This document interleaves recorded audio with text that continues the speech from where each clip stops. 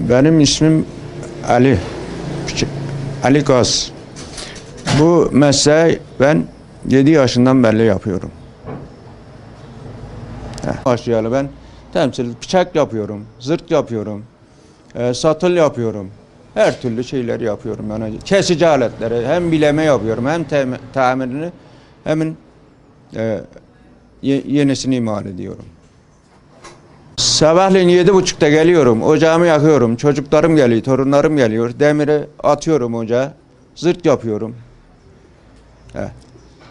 Çalışırız. 11'den sonra daşa geçeriz, tekrar tesviyeye geçeriz. 60 yaşındayım, 53 seneden beri yapıyorum. Dur gidiyorum mesela. Nasıl çalışma zor oluyor mu? Tabii zordur. Doğru. Sigara kullanmıyorum ben, onun için biraz dayanıklıyım. Sevmeyen insan zaten meslek yapamaz, usta olamaz. Mesleği sevmelisin ki usta olacak. Bir işi kendin beğenmezsen el hiç beğenmez. Bu mesleği kendin için yapacaksın.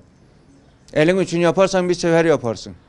Kendin için yaparsan devamlı yaparsın. Çünkü ona özenti göstereceksin, intizar göstereceksin. Ondan sonra mal çıkacak, beğenecekler ki sana gelecekler. Yoksa kötü yaptıktan sonra benim malımı kim alır? Torunlarım geliyor, benden başlıyor. Torunlarıma öğretiyorum, oğullarıma öğretiyorum. Benden sonra oğullarım, torunlarım devam ettirecek. Türkiye'nin her tarafına gönderiyoruz. Evet. Günde kaç tane et sırtları ve bıçak yapıyorsunuz? Günde 36 tane zırt yapıyoruz. Zırt yapıyoruz. Satıl yaparsak 50-60 tane yapıyoruz. Dilim bıçağı yapıyoruz. Baklava dilim bıçağı yapıyoruz. Her türlü bıçak yapıyoruz yani. Armağan patatlidir yani. Asım da, Kasım da benim üzerime patatlidir. Ortalama 25 yıldan beri bu mesleğin içindeyim. Ben de ilkokula giderken bu yana bu mesleğin içinde devam ediyorum. Baba mesleği olduğu için. Baba mesleğini öğrenmek nasıl bir şey? Güzel bir şey, güzel bir duygu. Yani sonuçta atalarının mesleğini devam ettirmek güzel bir duygu yani. Ben ortaokulu bitirdikten sonra dedemgilin yanına gelmeye karar verdim.